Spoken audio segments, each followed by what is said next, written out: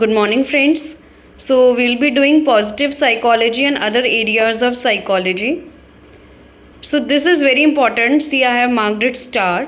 So, this comes in exams as 10 marker. Okay, so this time also it came as a 10 marker question. So, first relationship of positive psychology is given with the health psychology.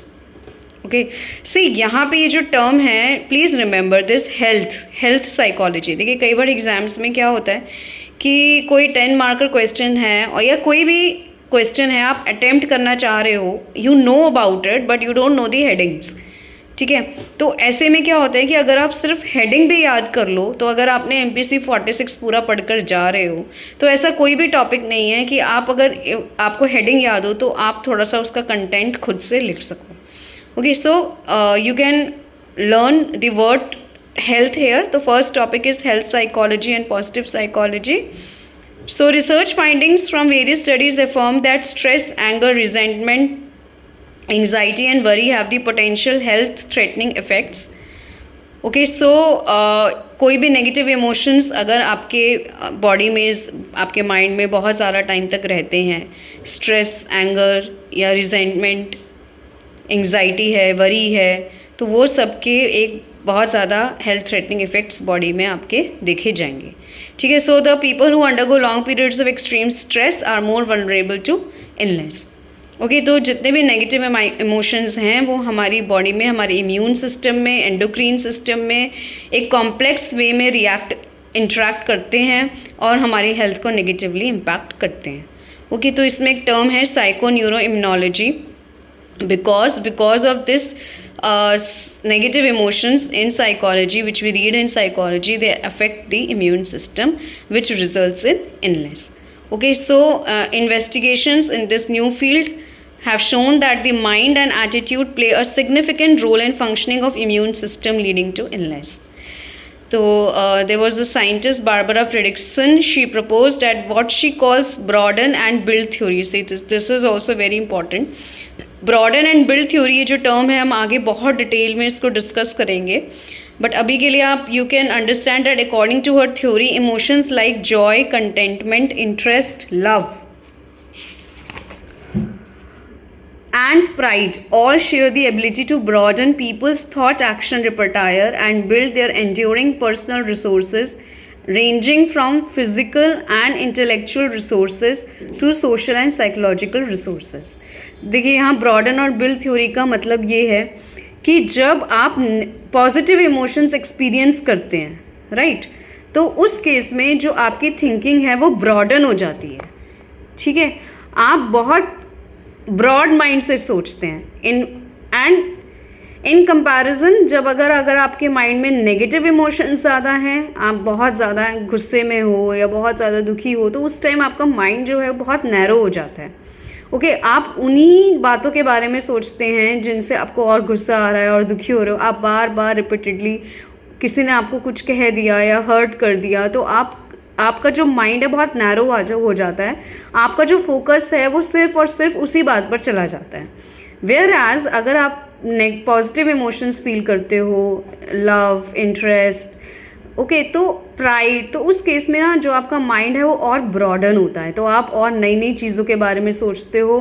अब जितने भी resources आपके पास available हैं वो आपकी thought process के broaden होने की वजह से आपके रिसोर्सेज भी बिल्ड होते हैं. सी, ठीक है, तो that is very very important.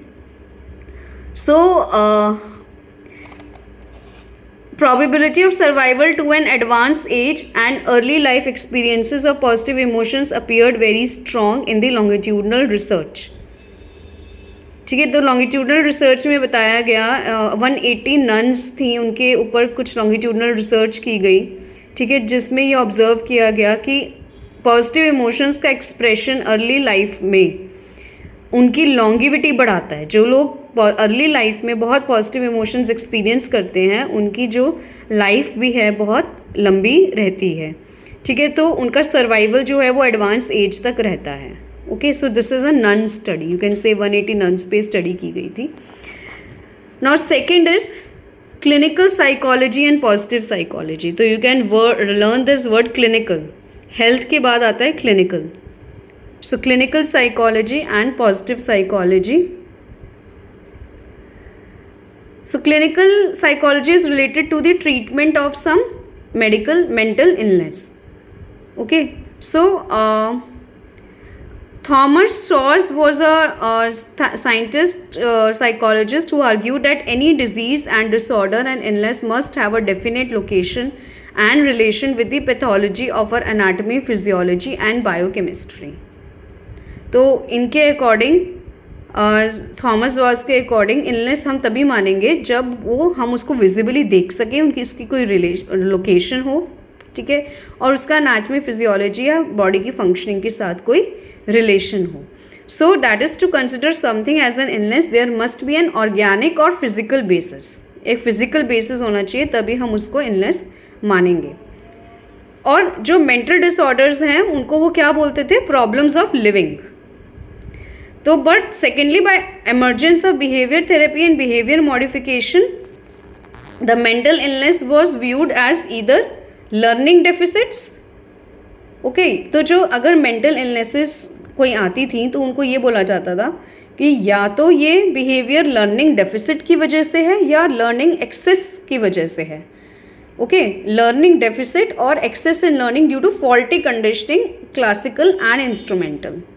Okay, तो क्लासिकल एंड ऑपरेंट कंडीशनिंग के बारे में आपने पढ़ा होगा कि बिहेवियरल इश्यूज़ को हम बोला करते थे कि that is because of the faulty conditioning.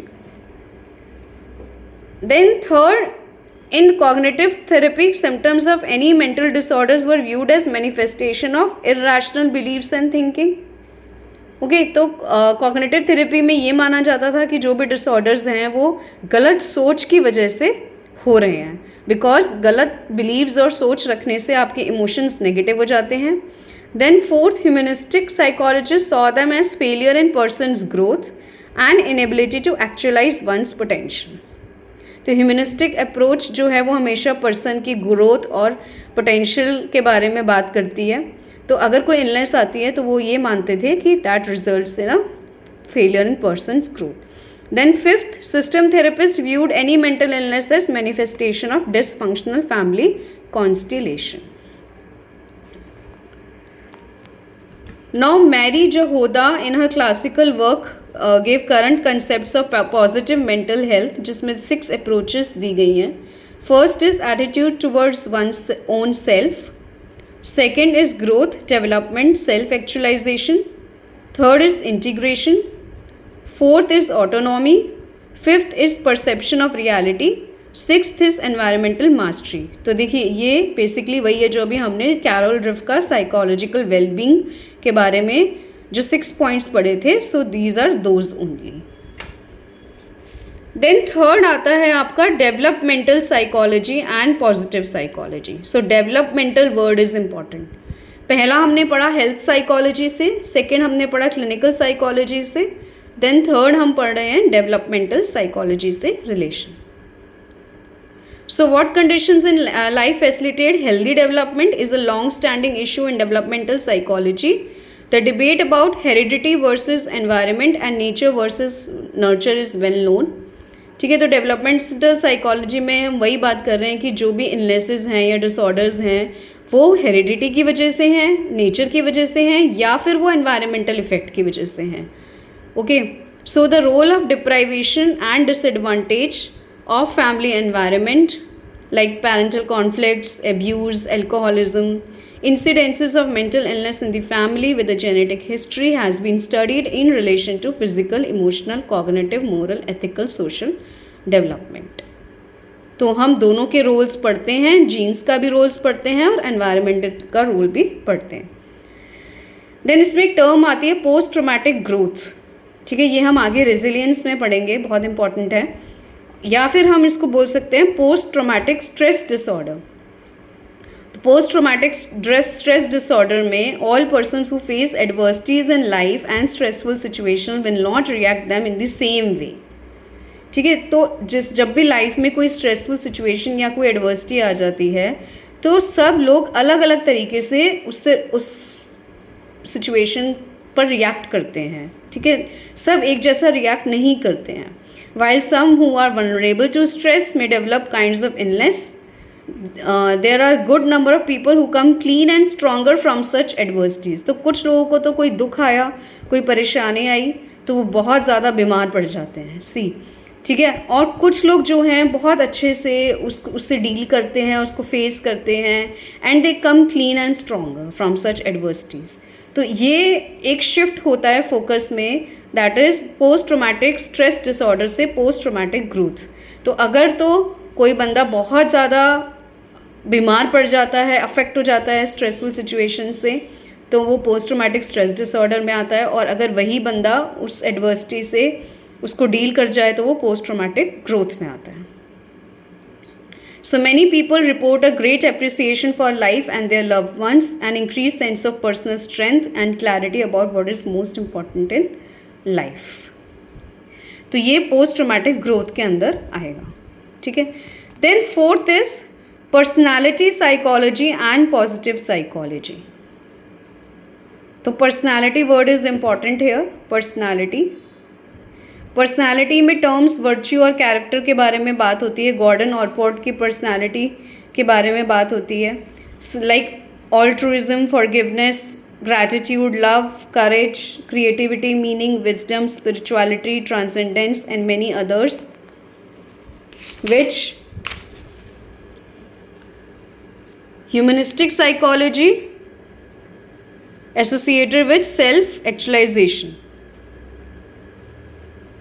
तो यहाँ पे ह्यूमनिस्टिक साइकोलॉजी के बारे में बात हो रही है, सेल्फ एक्चुअलाइजेशन और ग्रोथ के बारे में बात हो रही है.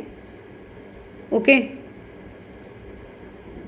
देन मास्लो की पर्सनालिटी आती है, उसमें डेफिशिएंसी नीड्स और बीइंग नीड्स, ये सब हमने पढ़ा है MAPC थर्ड में, ठीक है. बीइंग नीड्स पढ़े हैं, डेफिशिएंसी नीड्स पढ़े हैं. काफ़ी अब इनकी टर्म्स जो हैं वो चेंज हो गई हैं, उनको पॉजिटिव ट्रेड्स और पॉजिटिव स्ट्रेंथ बोला जाता है. देन नेक्स्ट आता है आपका social psychology and positive psychology. तो इसमें सोशल वेलबींग की बात हो रही है कि सोशली आप कैसे, सोशल लाइफ आपकी कैसे अफेक्ट करती है आपके वेलबींग को.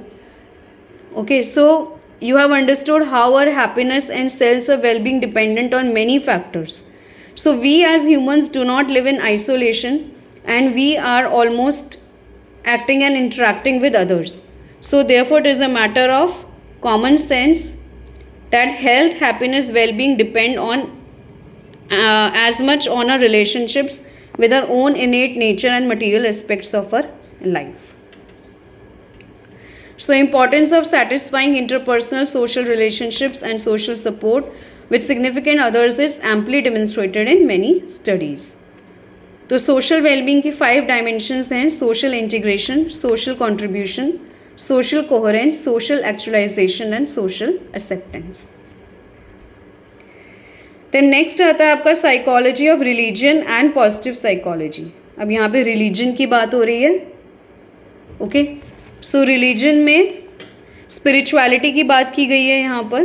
Spirituality is employed when one refers to an individual's desire and efforts to connect with a superior universal principle through expansion of one's awareness which transcends the limited perspective of different religions. तो देखिए, जितने भी अलग अलग religions हैं, बात उसमें सब में स्पिरिचुअलिटी की होती है, ठीक है, कि हम कैसे गॉड से कनेक्ट हो सकते हैं.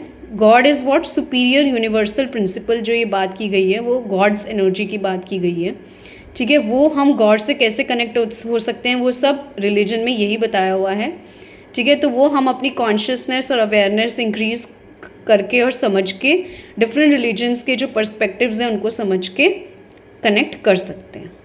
So moral ethical aspects have been studied in virtuous living. The study of virtue has prominent place because meaning of a good life or life lived well lived is strongly connected to traits like honesty, forgiveness, compassion, gratitude and wisdom. It is found that expressing human virtues contributes to individual well-being and well-being of others. So यहाँ पे हमने देखा पहले health psychology, then clinical psychology, developmental psychology, social psychology, personality psychology and religion psychology.